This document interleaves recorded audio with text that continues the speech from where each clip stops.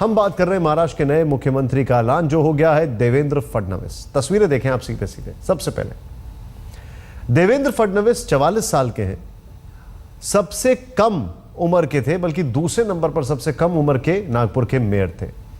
और इनकी तारीफ यह है कि बड़े ही सुलझे हुए माने जाते हैं, बड़े ही मिस्टर कूल माने जाते हैं।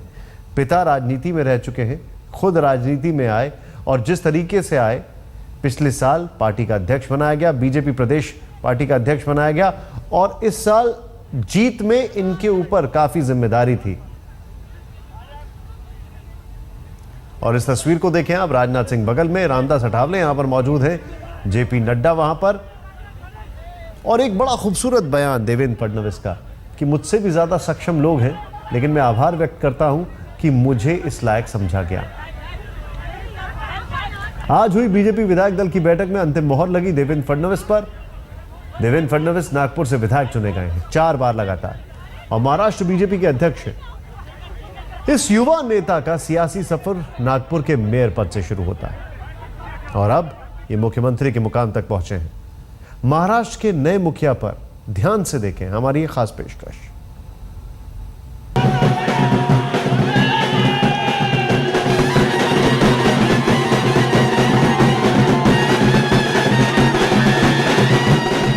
महाराष्ट्र के चुनावी मंथन में उभरा सत्ता के महारथी का ये चेहरा, 44 साल के देवेंद्र फडणवीस।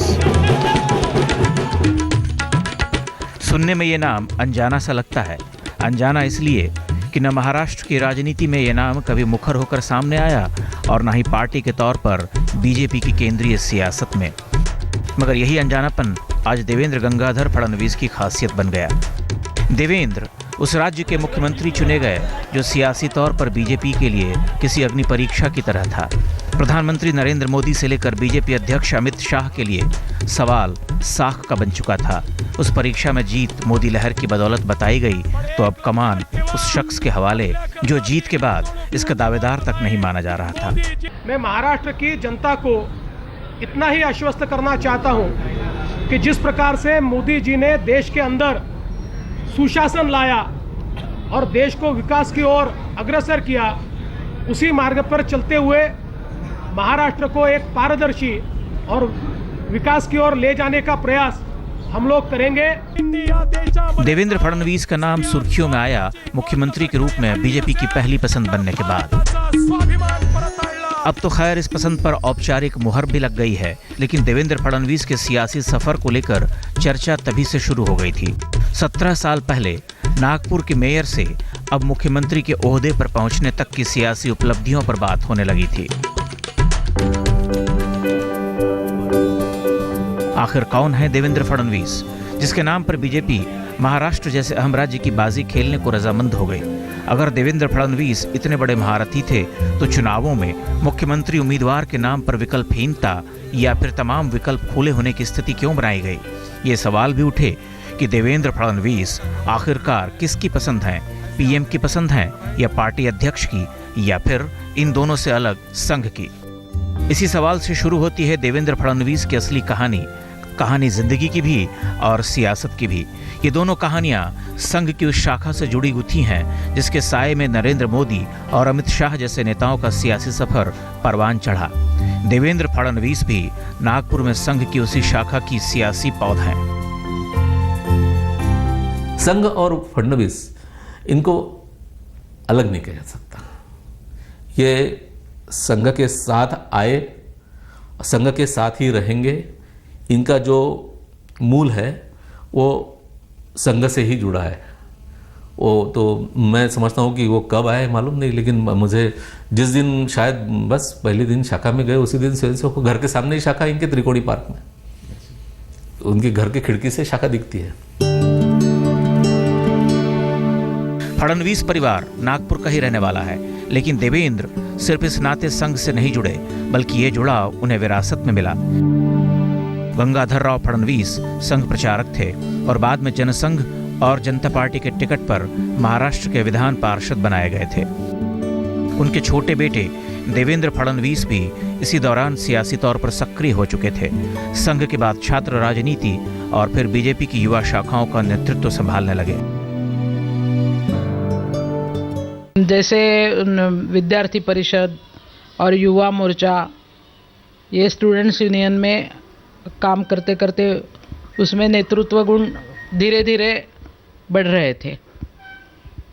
21 साल में वो कॉरपोरेटर बना और उसने जभी से उसने अच्छा काम करना शुरू किया। बढ़ती सियासी दिलचस्पियों के बीच देवेंद्र फडणवीस को एक बड़ा झटका लगा। जिस पिता के साये में सियासत की महत्वाकांक्षाएं परवान चढ़ रही थीं, उनका 1987 में निधन हो गया। देवेंद्र के लिए ये ऐसा सदमा था जिससे उबरने के लिए बस एक ही रास्ता था, सियासत। अपने छोटे बेटे को लेकर शायद गंगाधर राव फडणवीस की ख्वाहिश भी यही थी। नागपुर में कौशल पांडे के साथ मुनीश पांडे, मुंबई, आज तक। पिता की मौत के बाद देवेंद्र फडणवीस ने सियासत में आने का फैसला किया। तब इरादा था उनकी विरासत को संभालने का। इसमें पहली कामयाबी मिली जब वो 1992 में नागपुर के मेयर बने। लेकिन यहां से सियासी कामयाबियों का सिलसिला जो शुरू हुआ, वो राजनीति में एक नई महत्वाकांक्षाओं को जन्म दे गया।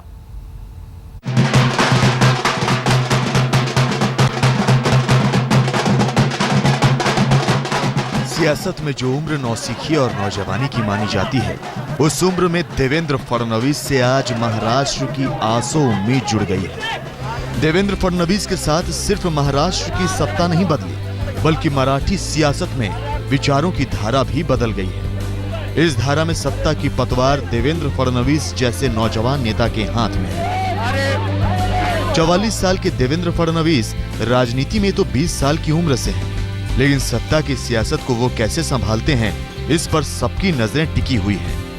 उन्हें करीब से जानने वाले तो कहते हैं कि सत्ता का अनुभव भले ही उनके लिए नया होगा, लेकिन नेतृत्व का अनुभव काफी मंझा हुआ है। हालांकि उनको सत्ता की राजनीति का महाराष्ट्र में कोई अनुभव नहीं है, लेकिन वो चौथी बार एमएलए बने हैं और महाराष्ट्र के विधान भवन में किसी भी मंत्री से भी ज्यादा उनका परफॉर्मेंस अच्छा रहा है। देवेंद्र फडणवीस की सियासत की कहानी नागपुर से शुरू होती है। उसका सबसे बड़ा केंद्र तो संघ का मुख्यालय रहा, जहां देवेंद्र फडणवीस के विचारों को धारा मिली, राजनीतिक सोच की बुनियाद पुख्ता हुई। लेकिन नागपुर ने देवेंद्र फडणवीस का सिर्फ यही रूप नहीं देखा। 1992 में कॉरपोरेटर बनने के बाद देवेंद्र शहर की बुनियादी सुविधाओं को सुधारने की दिशा में सक्रिय हुए। इसी सक्रियता की वजह से वो 1997 में दोबारा कॉरपोरेटर चुने गए। इसी साल आखिर में वो नागपुर के मेयर भी चुन लिए गए। मेयर के रूप में नागपुर के कायाकल्प का सेहरा देवेंद्र फडणवीस के सिर बांधा जाता है।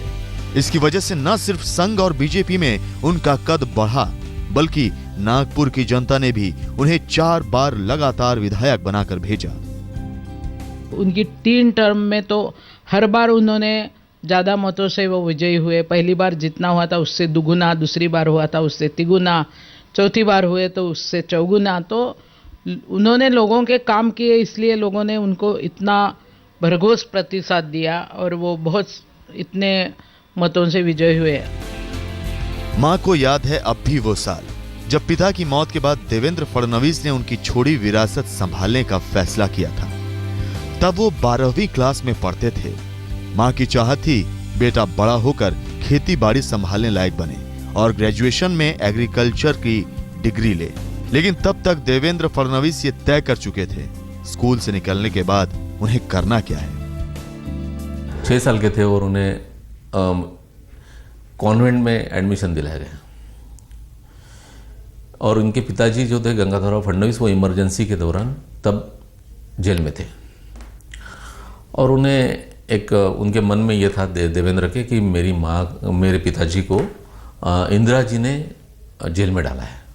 तो मन में बड़ा आक्रोश था उसके बारे में। 6वें साल में तो ये गए कॉन्वेंट में, इनको एडमिशन दिया। 2-4 दिन गए बंधु, वापस आए, एक बार स्कूल बैग फेंक दिया। बोले मैं कल से स्कूल में नहीं जाऊँगा। माँ ने बोला क्यों? बोले मैं इंदिरा गांधी ने मेरे पिताजी को जेल में डाला है और वो कॉन्वेंट का नाम इंदिरा कॉन्वेंट है। देवेंद्र फडणवीस का वो फैसला निर्णायक था। इस पर वो इतने अडिग थे कि बड़े भाई ने भी उसे बदलना मुनासिब नहीं समझा। परंपरा के तौर पर पिता की सियासी विरासत संभालने की जिम्मेदारी बड़े भाई आशीष की थी, लेकिन छोटे भाई की सियासी समझ और कुछ कर गुजरने का जज्बा देखकर आशीष ने खुद को पीछे कर लिया। अपने उस फैसले की मिसाल आशीष आज कुछ यूं देते हैं। सचिन तेंदुलकर और अजीत तेंदुलकर जैसे है उसी तरह का एक हमारा संबंध है। अजीत तेंदुलकर को जब समझ में आया कि सचिन तेंदुलकर के अंदर वो प्रतिभा है, तब उन्होंने अपना पाँव पीछे खींचकर उनको आगे बढ़ाया। उसी तरह का एक मेरा विचार रहा। भाई ने कदम बढ़ाए तो सियासत की दुनिया कदमों में सिमटती गई। पहले कॉलेज, फिर बीजेपी का युवा मंच। दोस्त कहते हैं ये सारी कामयाबियां देवेंद्र की नेतृत्व क्षमता की वजह से मिली हैं। हम लोग कश्मीर गए थे, बहुत ही कम उम्र थी, मतलब 11वीं के इसमें। उस समय लिटरली देवेंद्र जी ने लगभग 200-250 लोगों का नेतृत्व किया। और वो ऐसा नहीं, हर सबका हर जगह खाना, हर जगह उसकी रहने की अरेंजमेंट, वो टेंट में हम रुके, वहाँ से उधर लाल चौक के लिए जाने के लिए उधमपुर तक गए, वहाँ पकड़े जाना। और गजब, यानी उस समय मेरे को जिंदगी में फर्स्ट टाइम लगा कि आदमी अलग है हम लोगों से। उस देवेंद्र फडणवीस को महाराष्ट्र जैसे राज्य की कमान मिली है तो इसकी कसौटी पर सियासी काबिलियत के साथ नेतृत्व की क्षमता भी परखी जाएगी। मुंबई में मुनीश पांडे के साथ कौशल पांडे, नागपुर, आज तक। 44 साल के देवेंद्र फडणवीस को मुख्यमंत्री बनाने पर बीजेपी में आम राय है। बस औपचारिक मोहर लगनी बाकी है। देवेंद्र फडणवीस बीजेपी से 4 बार विधायक रह चुके हैं। सियासी तौर पर यही उनका अनुभव है। प्रशासनिक काम उन्हें सिर्फ नागपुर का मेयर रहते किया है, मगर उन्हें करीब से जानने वाले उनकी नेतृत्व क्षमता की दाद देते हैं।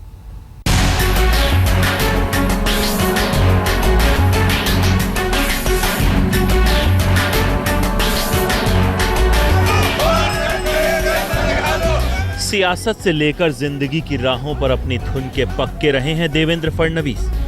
फिर भी इस बात से बेपरवाह कि उन्हें लेकर सुर्खियां कितनी बन रही हैं।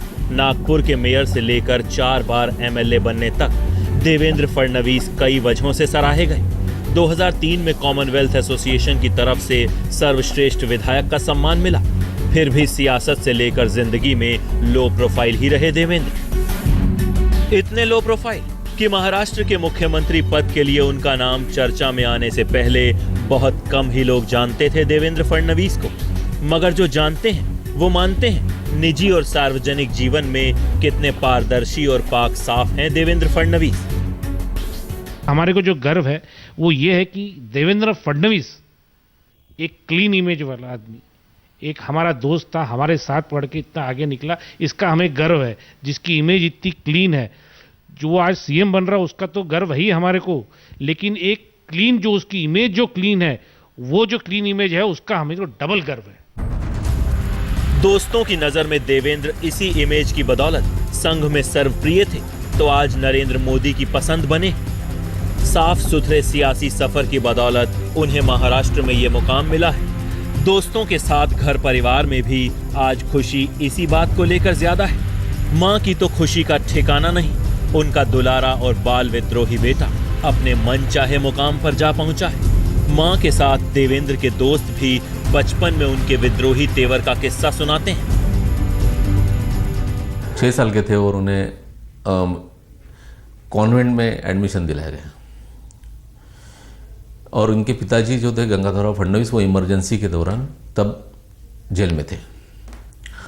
और उन्हें एक उनके मन में ये था देवेंद्र के कि मेरे पिताजी को इंदिरा जी ने जेल में डाला है। तो मन में बड़ा आक्रोश था उसके बारे में। 6वें साल में तो ये गए कॉन्वेंट में, इनको एडमिशन दिया। 2-4 दिन गए बंधु, वापस आए, एक बार स्कूल बैग फेंक दिया। बोले मैं कल से स्कूल में नहीं जाऊँगा। माँ ने बोला क्यों? बोले मैं इंदिरा गांधी ने मेरे पिताजी को जेल में डाला है और वो कॉन्वेंट का नाम इंदिरा कॉन्वेंट है। इसी तेवर के साथ देवेंद्र सियासत की दुनिया में आए और बहुत हद तक पहचान भी बनाई, लेकिन निजी जिंदगी में रुख जरा इससे नरम है। इसका एक किस्सा उनकी पत्नी अमृता बताती हैं। दोनों की शादी परिवार ने तय की थी। तब देवेंद्र महाराष्ट्र की सियासत में जाने माने नाम बन गए थे, लेकिन शादी तय होने के बाद भी रजामंदी का फैसला पूरी तरह अमृता पर छोड़ दिया। इनफैक्ट मिलने जाते टाइम और मिलते समय तक मुझे इतना टेंशन था। अलग अलग अजीब से नेगेटिव कॉबवेब्स थे रिगार्डिंग पॉलिटिशियन, जो जनरल काफ़ी जनता को रहा करते थे उस वक्त भी। तो बट मिलने के बाद मुझे बहुत अच्छे लगे, वो डाउन टू अर्थ। बट हमने डिसाइड उस वक्त नहीं किया कि शादी करनी है कि नहीं। उसके बाद हम 2-3 बार और मिले, फिर फाइनली हम दोनों ने डिसाइड किया कि वील गेट मैरिड। देवेंद्र का परिवार निजी तौर पर पत्नी और 6 साल की बेटी के साथ मां और भाई भाभी के साथ पूरा होता है, लेकिन अब उन पर जिम्मेदारी है महाराष्ट्र की 11.25 करोड़ जनता की, जिनकी उम्मीदों पर एक परिवार के मुखिया की तरह उन्हें खरा उतरना है। मुंबई में मुनीश पांडे के साथ कौशल पांडे, नागपुर, आज तक।